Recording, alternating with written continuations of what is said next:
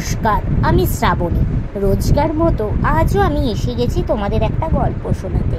আজকে আমি তোমাদের লেখিকা লীলা মজুমদার মহাশয়ের লেখা একটি ছোট গল্প হাতির মা এটি শোনাবার চেষ্টা করব। বন্ধুরা, তোমরা প্লিজ আমার বলা গল্পগুলো স্কিপ না করে গিয়ে পুরোটা শোনো। আমার চ্যানেলটা সাবস্ক্রাইব করো, লাইক করো, কমেন্ট করো ও একটু শেয়ার করে দাও। আমি যেহেতু একজন শারীরিক প্রতিবন্ধী, নিজের প্রতিবন্ধকতাকে দূরে সরিয়ে নিজের পরিচয় তৈরি করব, সেই লক্ষ্যেই তোমাদের এই গল্প শোনানোর কাজটা শুরু করেছি। তোমরা যদি তোমাদের এই বন্ধুটিকে একটু সাপোর্ট করো, তবেই আমি এই কাজে সফল হতে পারবো। তাই আমি তোমাদের রিকোয়েস্ট করছি, প্লিজ তোমরা আমার বলা গল্পগুলো স্কিপ না করে গিয়ে পুরোটা শোনো। আমার চ্যানেলটা সাবস্ক্রাইব করো, লাইক করো, কমেন্ট করো ও একটু শেয়ার করে দাও। তো চলো তোমাদের আজকের গল্পটা শোনাই। আজকের গল্পের নাম হাতির মা, লেখিকা লীলা মজুমদার মহাশয়া।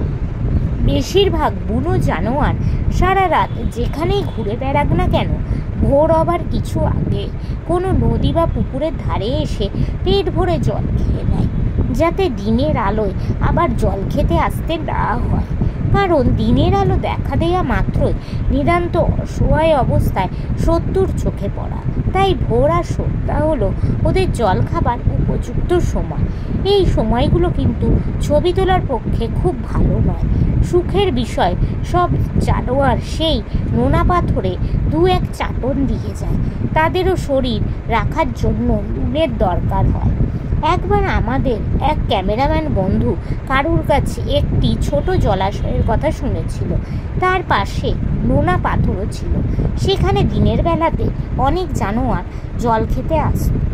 জলাশয়টা খুব ছোট, তাকে একটা গর্ত বলা যায়। ইংরেজিতে একে বলে ওয়াটার হোল। বন্ধুর ইচ্ছা কোনো জানোয়ার কীভাবে জল খায় তার ছবি তোলে।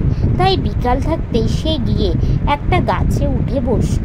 তখন জলাধারের কাছে কেউ ছিল না। একটু পরেই প্রকাণ্ড একটা পুরুষ হাতি এসে জল খেতে লাগলো। জল খাচ্ছে তো খাচ্ছে। তার জল খাবার বহর দেখে বন্ধু তো অবাক হয়ে গেল। এদিকে বন থেকে একটি বাচ্চা হাতিও বেরিয়ে এসে জলের কাছে গিয়ে দাঁড়ালো, কিন্তু জল অবধি এগোতে সাহস পেল না। বুড়ো হাতিটা তাকে দেখেই ছুটে গেল, সুর নেড়ে তেড়ে এলো। সে বেচারা অমনি জঙ্গলের দিকে চলে গেল। বুড়ো আবার জল খেতে আরম্ভ করলো। হঠাৎ তার পিছন দিক থেকে বাচ্চা হাতিটা আবার এসে হাজির। এবার তার সঙ্গে তার মাও এসেছিল। মা হাতি গায়ে পায়ে বুড়ো হাতির চাইতে একটুও ছোট ছিল না। মা আর ছেলে চুপ করে একটুক্ষণ দাঁড়িয়ে রইল। তারপর বাচ্চাটাকে দূরে দাঁড় করিয়ে রেখে মা একা এগিয়ে এসে সুর তুলে বুড়োর পিছনে এমনি জোরে সপাট করে এক বাড়ি মারল যে বুড়ো আতকে উঠে এক মুহূর্ত দেরি না করে লেজ তুলে বনের দিকে দৌড় দিল। তখন বাচ্চার দিকে মা বাচ্চার দিকে তাকাতেই সে এগিয়ে এসে পেট ভরে জল খেলো। তারপর তার মাও জল খেলো। বাচ্চাকে নিয়ে হেলে দুলে আবার বনে ফিরে গেল।